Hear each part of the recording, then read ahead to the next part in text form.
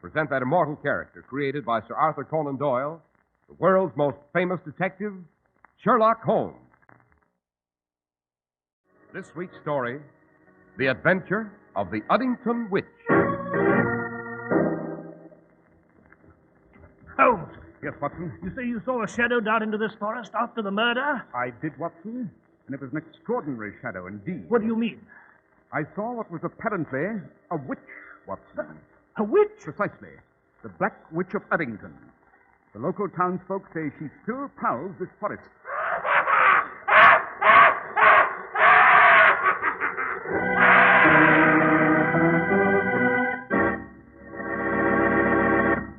Well, good evening, Dr. Watson. Good evening, Mr. Harris. And what adventure are you working on tonight, Doctor? One of the strangest and weirdest in my memoirs. Holmes and I always referred to it as The Adventure of the Uddington Witch. The Adventure of the Uddington Witch. Sounds like something to raise the goose flesh, Doctor. Indeed it is, Mr. Harris. And now, Dr. Watson, what's this adventure of the Uddington Witch all about? Well, Mr. Harris, it took place in '99, as I recall. Holmes and I were taking our ease at Baker Street one evening when we received an urgent and certainly a bizarre telegram. It came from Uddington, a town in the Shire of Lanark, in the lowlands of Scotland. And it was from a Lord Dunbar, master of Heathercliff Manor. It begged Holmes to come to the manor with all possible speed, stating that a witch had spirited away his mother in the dark of night. A witch? Exactly, Mr. Harris. A witch. Naturally, Holmes's curiosity was immediately aroused, and we resolved to take the noon train the following day.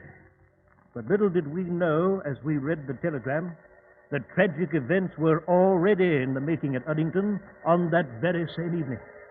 It began with Lord Dunbar in his study. Who's there? Who's there? Bruce? Hester? Why in blazes don't you answer? The minute I lock my door, someone has to disturb me. Well, what do you... You! I, Lord Dunbar, I! The Black Witch of Uddington! I come to bring me the death on the witch's supper! No!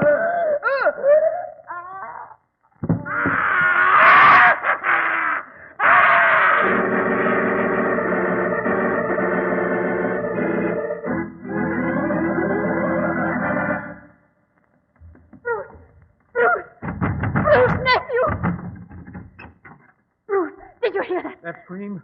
Yes, I was in bed when it came. Positively ghastly, too. Seemed to come from Uncle Andrew's study. Oh, yes, Bruce. Please hurry. Something's wrong. Terribly wrong. Come on, Aunt Hester. Let's have a look. Here's the study. Uncle Andrew! Uncle Andrew! Oh, Bruce, there's no answer. Then we better look in. The door's open. Right. Good Lord.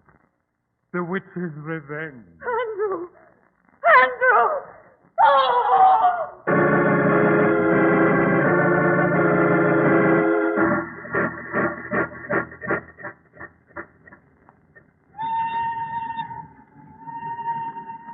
Oh, it's you, Holmes. I was wondering when you were coming back to the compartment. Our train is due in Uddington very shortly. Unfortunately, my dear Watson, we're too late to help Lord Dunbar. Too late? What do you mean? I've just seen a copy of a Newcastle newspaper brought aboard at the last station. Lord Dunbar was murdered early this morning. What? Foully murdered, Watson. Found dead in his study with a steel spike driven through his heart. A spike? Good Lord. Does this method of murder suggest anything to you, Watson? Why, no, Holmes. I can't say it does. And you're not up on your lore of demons and witches, my dear fellow. It so happens that the witches, as recently as 200 years ago, were believed to have tortured and stabbed their victims with pins, needles, and sometimes small spikes. Good heavens. It may also interest you to know, Watson, that the history of Lord Dunbar's antecedents gives this macabre affair a rather grim and yet fascinating twist. What do you mean? An ancestor of Lord Dunbar's in the late 17th century was one of witchdom's most mortal enemies. As Chief Justice of the highest court here in the Scottish lowlands, he hanged many a witch at Gallowlee, or tied them to a stake on the sands until the tide came up to end their misery. Holmes, you're not suggesting that this is some kind of witch's revenge? I'm suggesting nothing, Watson, until I have a look at Heathercliff Manor and its remaining inhabitants.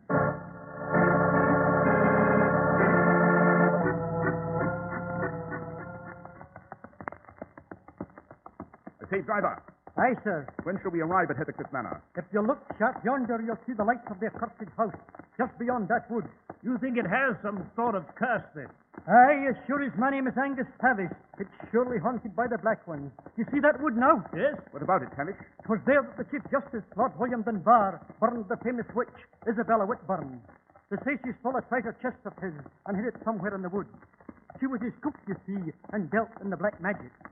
And 'twas there, among those trees, the witches meet for the Sabbath on Rumor's Day. Aye, but you'll never catch Angus Tavish taking the wood road, where the Black Witch of Uddington roams. I'm driving you the long way, around the moor. I can't say I blame him, Holmes. It's deuced dark in among those trees, I must say. Good Lord, what's that? It's a witch, the cursed witch. She's screaming and carrying on again. Tavish, quick, drive us through the wood road. No, sir. There's Look, a fiver in it for you if you do. I wouldn't take that road even if you gave me the treasure chest the Black Witch stole and buried there. Come on, Watson. Let's get out of this carriage. Holmes, what on earth are you going to do? Quick, Watson, follow me. Run, man, run. As luck's with us, perhaps we can beard this witch in her den.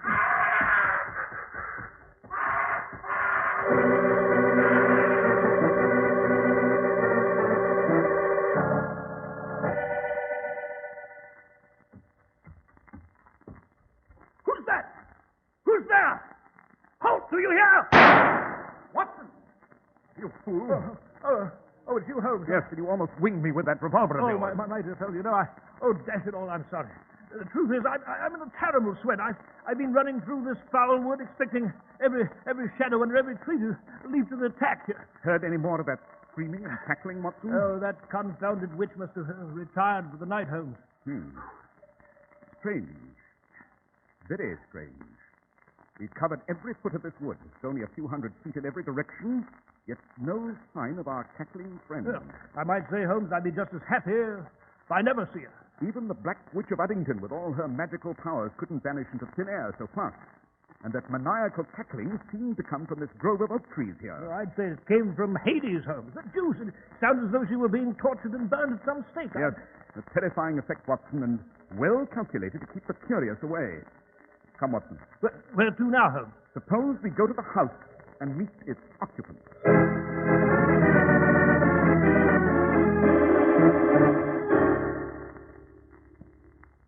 I take it you are Bruce Lennox, nephew to the deceased. Yes, Mr. Holmes, I am. And you have no idea what a relief it is to have you and Dr. Watson here. I knew my uncle had written you, and... Quite. I might add, we arrived in a most unorthodox manner.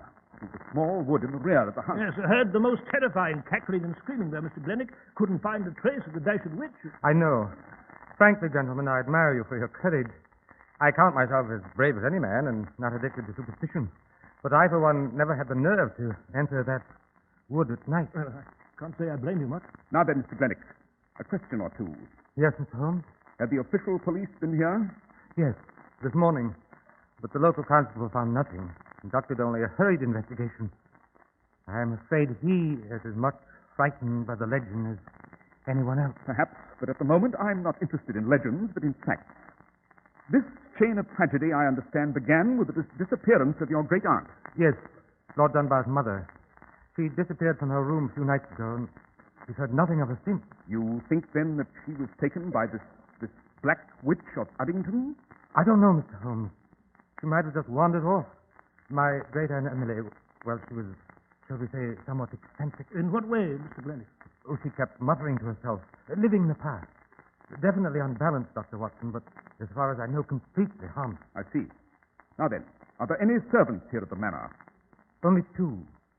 The rest have been frightened off. Who are these two? Cook and a gardener. And Lady Dunbar, where's she? I should like to talk to her. Oh, I'm sorry, Mr. Holmes, but I should not advise it now. Lady Dunbar is in her room, indisposed. The shock. Well, you understand. Quite. And now, Mr. Glennock, we should like to examine the body of your late uncle, Lord Dunbar.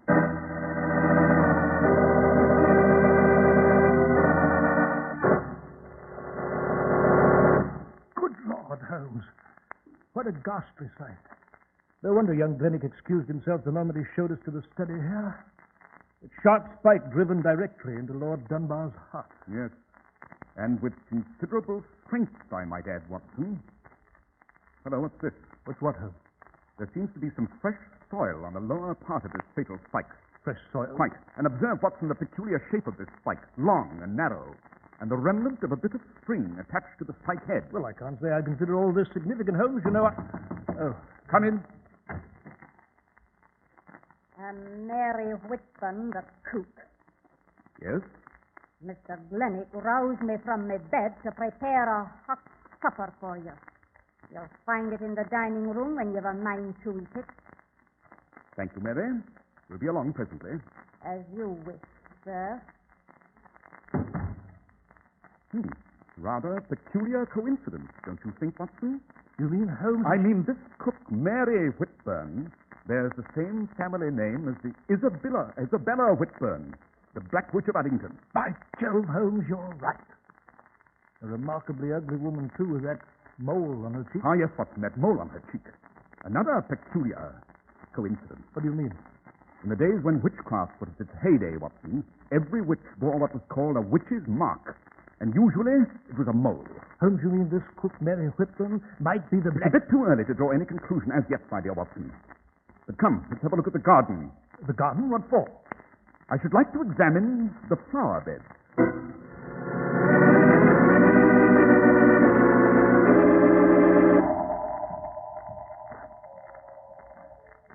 Aha, look here, Watson. Holmes, what are you... Just as I surmised. Note these spikes connected by string. The gardener uses them to stake off these flower beds. By Jove. The spike used to kill Lord Dunbar is very similar to this. And it had fresh soil on it. Precisely, my dear Watson. The murder spike was undoubtedly taken from the garden. Perhaps we should have a talk with the gardener here at our earliest opportunity. Holmes, good Lord, what... A scream, Watson, and it came from the house this time. It sounded like a creature in torment. Holmes, look on the second floor of the house. The light's just gone out in that corner room there. Quick, Watson, follow me to the house. I'm afraid the Black Witch of Uddington has struck again.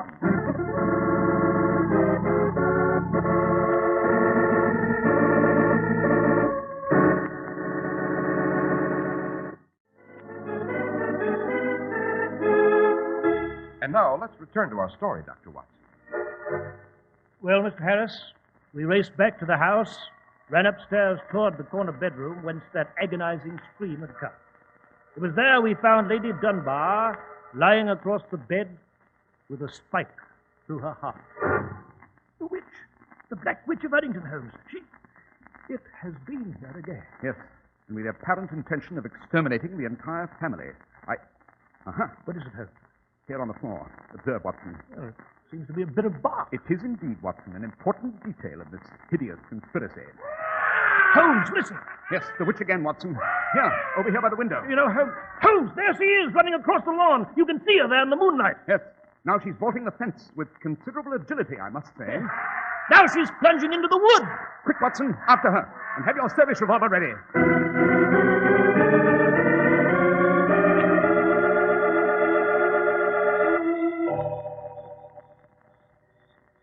By Jove, I don't understand this.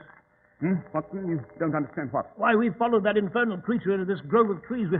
We scoured every foot of it. And yet she's vanished again. Yes. Holmes, you're not even listening to me. What the deuce are you staring at? That large oak tree, Watson. A magnificent specimen, is it not? Note the huge trunk split toward its base. Obviously a dead tree struck by lightning many years ago. Oh, dash it, Holmes. I'm not interested in botany at this moment. My feet are soaked from the night dew on this blasted underbrush here. And furthermore, we've got some sort of black witch to contend with. Exactly, Watson. Suppose we drop in at the gardener's cottage on our way back to the manor. I trust you observed it was situated on the very edge of this wood.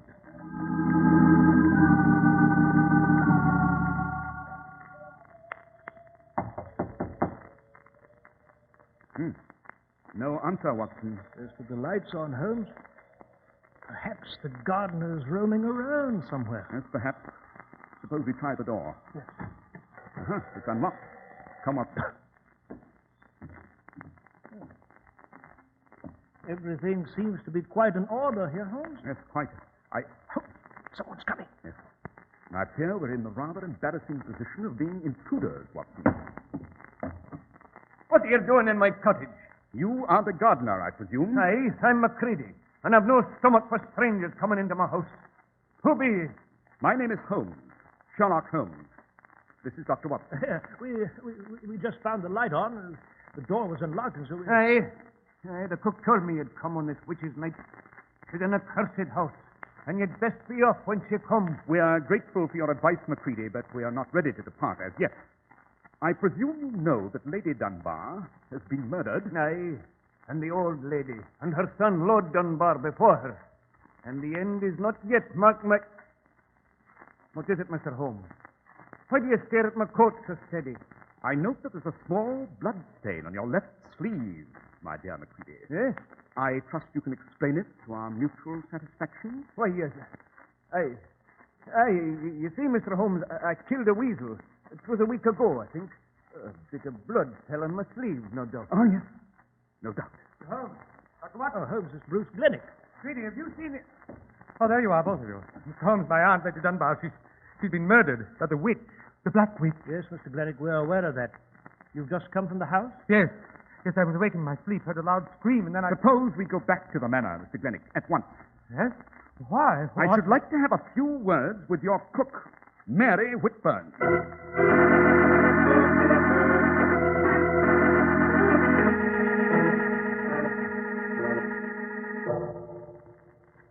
Young Glennick told us the cook's room was down this corridor, Holmes. Yes, Watson.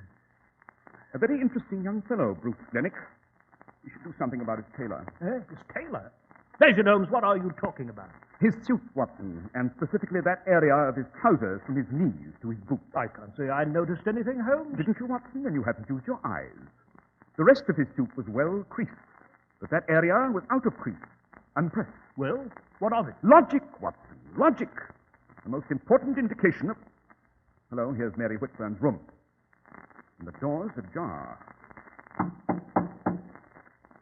Hello, are you there? No answer. Suppose we go in, Watson. Holmes, look at this room. Yes, from every indication, our good cook with the witch's mark and the witch's name has packed and left in the utmost haste. Rather strange, isn't it, Holmes? On the contrary, Watson, it's quite logical. By Jove, Holmes, the witch again. Yes, and this time, Watson, the chase draws near to a close.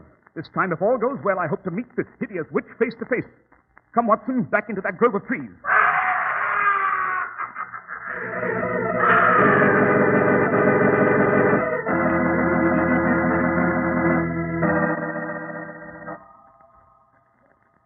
Holmes, that infernal cackling has stopped. It has indeed.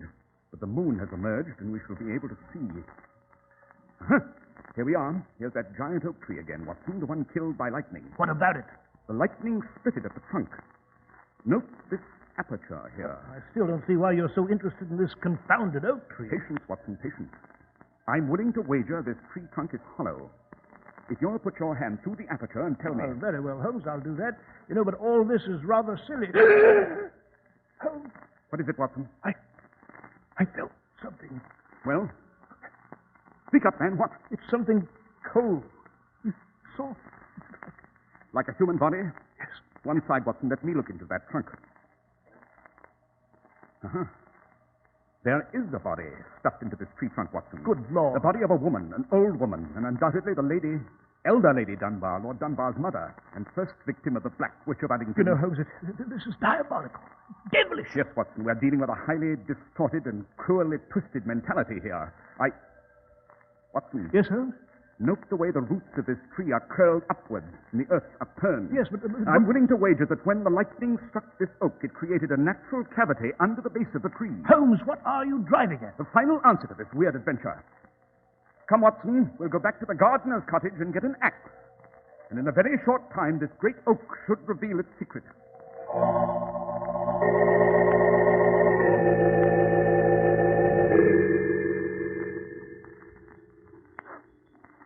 Hold on, Watson. We'll stop here where we can observe that oak tree. Yes, but Holmes, you said we were going after an axe. A subterfuge, my dear Watson, to deceive our quarry. We'll wait until that tree reveals the secret of the man who's been posing as the Black Witch of Uddington. The man, Holmes? You mean the Black Witch is a he? Precisely, Watson. And to be even more explicit, I'm able to name the hideous murderer. Holmes, who is it? Quiet, Watson. Look at the aperture in that tree. By Jove, Holmes. It's a hand. Someone's crawling out from within the tree. You have your revolver ready, Watson? Yes, I do. There he comes out of that tree. Holmes, it's Bruce Glennick. Halt, Glennick! Stop in your tracks! Come on, Watson! Holmes! He's still running! Far away, Watson, and shoot to kill if necessary.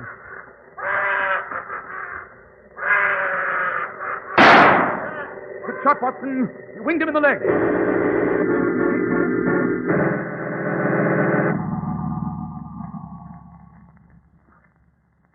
How is he, Watson? He's unconscious at the moment, Holmes. The pain, you know. But it's nothing serious, just a flesh wound. He'll come around in a minute.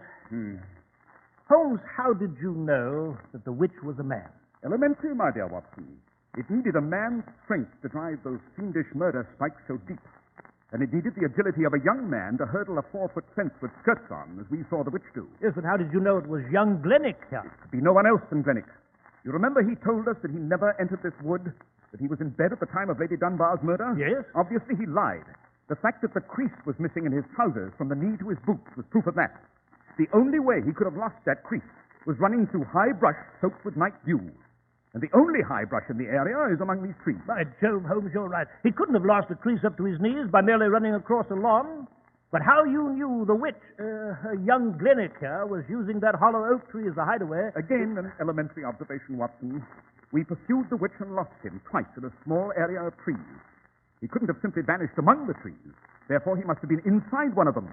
The bit of bark we found in Lady Dunbar's room was oak. I see. And after that, it was merely a case of looking for a hollow oak tree large enough to... Exactly, Watson. This tree is unique in that respect. Furthermore, Bruce Glennick tried to divert suspicion to Macready, the gardener, by using the garden spikes as murder weapons. Yes, but that blood stain on Macready's sleeve... Quite legitimate, Watson. The stain was old and dry, and its dark red color indicated that it had been on his sleeve for some days. He no doubt did kill a weasel, as he said. And the cook, Mary Whitman? Merely a terrified servant with a name fairly common to this vicinity, and an unfortunate mole. I can't say I blame her for leaving post haste. Our friend Glennick is coming around. Yes, so he is.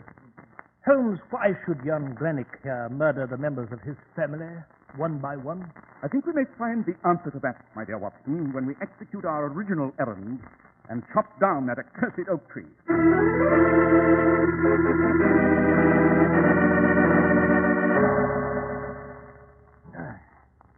Almost to it, Macready. Hey, Mr. Holmes.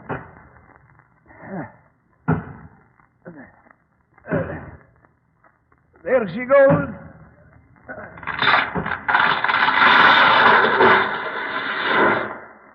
Watson, have a look down that deep hole at the base. Good Lord, Holmes, there's a great natural cavity there. The hiding place of Bruce Glennick. There's the witch's costume that he used. Exactly. Glennick had merely to enter the hollow tree trunk and slide down to the natural cavern formed by the upturned roots below. Holmes, look, there's an old chest down there with a cover raised. And it's filled with money, jewels. Yes, Watson, the chest of the original Black Witch, Isabella Whitburn, stole from her master, the Chief Justice, Lord William Dunbar. And then she hid it here in this tree, back in the 17th century. Precisely. She died with her secret, and Bruce Glennick discovered it. And there you have the motive for his fiendish deed, Watson. He intended to murder his family one by one so that he would finally remain sole heir of Heathercliff Manor. And then he could claim the treasure for himself. Exactly. But there's a grim and appropriate end to this witch's tale, Watson. Bruce Glennick is exposed, but he'll still suffer a witch's fate on the end of a good, stout Scottish rope.